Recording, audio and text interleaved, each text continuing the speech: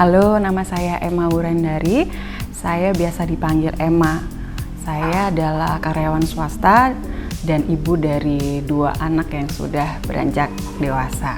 Halo, nama saya Ita Fakih, saya dari Jakarta. Halo, nama saya Anissa, biasa dipanggil Nisa. Saya dari Pemalang, Jawa Tengah. Sekarang ini saya berdomisili di Jakarta. Awal mula keinginan belajar bersama Eyang adalah karena sebenarnya keinginan atau mimpi yang sudah saya miliki sejak dari kecil ya. Kemudian karena kesibukan satu dan lain hal yang banyak, jadi baru sekarang bisa terwujud. Dan ternyata jangan pernah mengubur mimpi. Apabila memang hobinya nari atau menyanyi, teruslah berlatih dan berlatih sungguh-sungguh dan nanti akan ketemu jalannya untuk mimpi itu bisa terwujud. Pertama kali pengen berguru sama Eyang itu karena Eyang itu seorang legend ya di dunia seni tari kreasi. Beliau adalah maestro juga yang masih eksis sampai sekarang, terus berkarya di saat semua maestro-maestro tari itu sudah tiada semua. Jadi cerita awal kenapa sih saya mau berguru dengan Eyang adalah karena saya sendiri ini menyukai seni tari dari kelas SD ya. Tapi lebih tepatnya mungkin waktu umur 4 tahun ibu saya sudah mulai masukkan saya ke sanggar. Nah dari situ saya sudah mulai menggeluti, kemudian belajar dari beberapa guru, sampai sekarang pun saya belajar ke beberapa guru yang memang backgroundnya beda-beda. Begitu. Kemudian saya berpikir, oh ya aku pingin nih belajar sama Eyang, gimana sih pengalaman hidup Eyang dan sebagainya. Karena kan beliau memang maestro yang sangat unik dan dia memang sudah banyak pengalaman dan hal-hal tersebut sih yang pengen gimana sih hidupnya seorang maestro, gimana sih diajarin sama maestro, bagaimana sih cara dia mengajar, itu sih cerita awalnya bagaimana. Kesan dari Eyang saat mengajar itu Eyang sabar, terus sangat detail untuk teknik tari. Pada saat kita nggak ngerti gitu teknik tarinya diajari berkali-kali, baru Eyang menjelaskan detail filosofinya, latar belakang gerakan itu apa. Misalnya seperti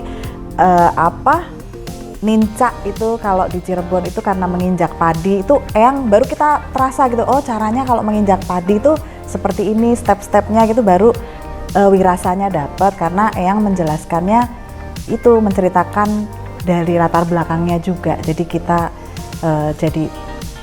dapat wirasanya.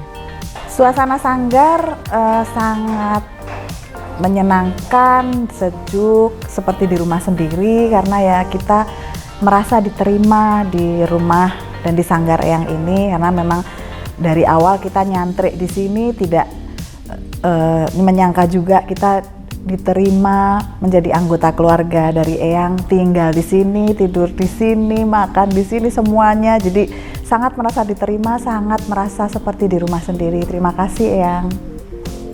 Jadi kesan-kesan selama belajar dengan Eyang, bahwa Eyang ini orangnya sangat detail, kemudian menceritakan detail gerakan tersebut dengan filosofinya, kemudian pengalaman dia belajar seperti apa, kemudian beliau juga langsung gimana sih caranya punya rasa dalam setiap gerakan ini. Kemudian tidak hanya itu, biasanya kan kalau misalnya gerakan kita ajarin, dia tuh langsung masukkan dengan musik, dan gitu sih caranya dia ngajarin kita dapat kliknya adalah oh nggak hanya cuman bisa untuk ngapalin gerakan, tapi rasanya harus dapet, kemudian apa sih filosofinya. Jadi itu sih yang kita dapetin dari Eyang. Untuk suasana sanggar Eyang di sini sangat menyenangkan ya. Jadi kita merasakan kenyamanan karena kekeluargaan yang diciptakan dari sanggar ini. Jadi begitu kita sampai dari Jakarta, Eyang langsung menyambut kita, kemudian mengajak berkeliling dari satu sisi tempat ke tempat lainnya, kemudian menunjukkan koleksi-koleksi seni Eyang dari mulai miniaturnya, kostum, dan lain sebagainya. Gitu. Jadi begitupun waktu kita makan malam, Eyang langsung duduk di meja makan bersama kita. Kemudian disitulah Eyang bercerita mengenai pengalaman hidupnya Eyang. Ya kan?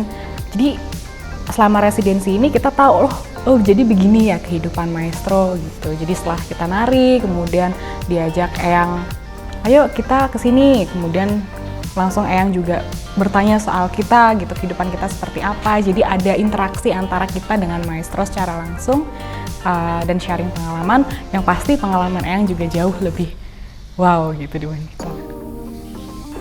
Kesan belajar tari bersama Eyang itu seru banget, senang banget, berkesan sekali karena selain diajari materi, diajari detail dari tarian tersebut, juga diceritain apa aja filosofinya dari tari keseluruhan, dari gerakan per gerakan itu diceritakan bahwa ini terinspirasi dari gerakan ini atau ini dari daerah tertentu yang menarik sekali untuk diceritain.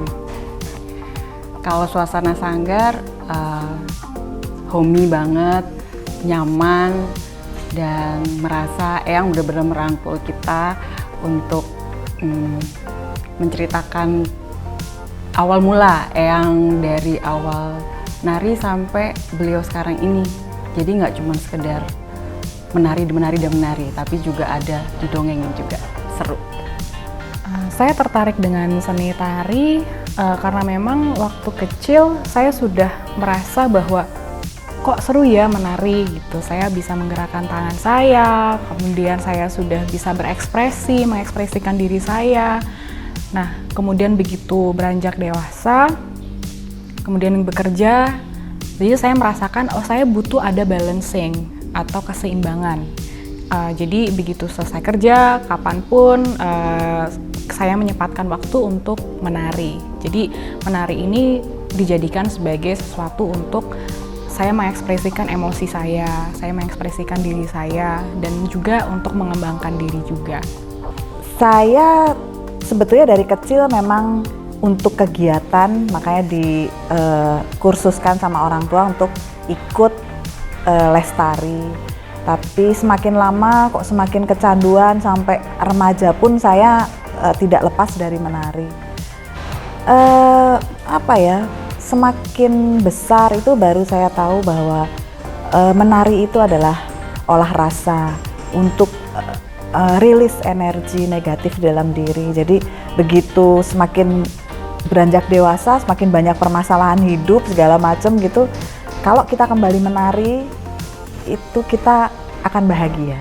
Itu saja.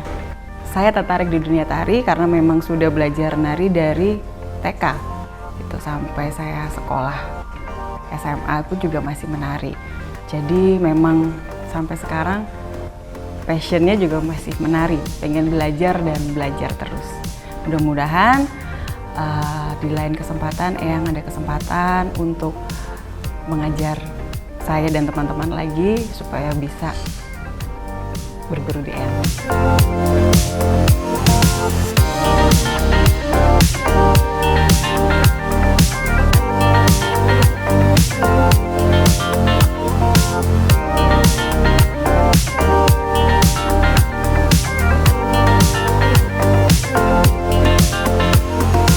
Sangat merangkul kita sebagai anak-anak Eyang.